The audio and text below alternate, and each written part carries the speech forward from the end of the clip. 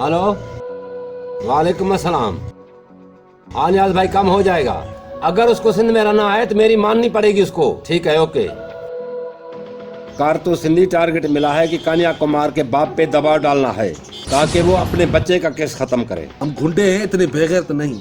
छोटे बच्चे को उठा के उन 2 लोगों ने रेप किया, रेप करने के बाद उस बच्चे को कत्ल किया। और दादा तुम कह रहे हो कि उन बच्चे की सपोर्ट करने के बजाय उन कातिल धुर की सपोर्ट करें। ये हम सिंधियों का उसूल नहीं है दादा।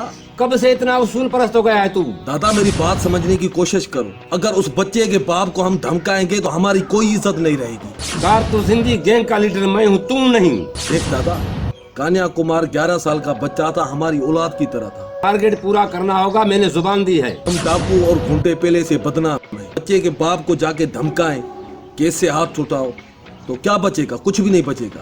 कारतूस सिंधी, तुम दादा से बगावत कर रहे हो। हाँ, मैं क्यों नहीं बगावत करूंगा? बच्चे के साथ इतना बड़ा जुल्म हुआ है, तुम्हें नजर नहीं आ रहा? कारतूस सिंधी, हम गुंडों का यही तो धंधा है। हम गुंडे जरूर हैं पर बेउसूल नहीं। उन बच्चे को हमें सपोर्ट करना चाहिए और तुम कह रहे हो मुखालफत करने के लिए। अब मैं भी देखूंगा हिंदू के बेटे को तुम कैसे बचाते हो। दादा अगर वो हिंदू है तो उसके साथ हमारे और भी कोई रिश्ते हैं।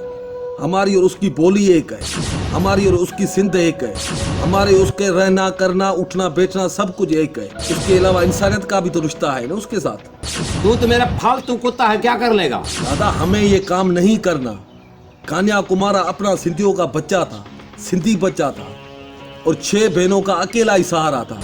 कारतूस सिंधी, तुम भी हमारी गैंग के आदमी हो, कर क्या रहा है तुम? दादा कारतूस सिंधी आपका ही आदमी, आपका ही गुंडा है, आपकी गैंग का आदमी है।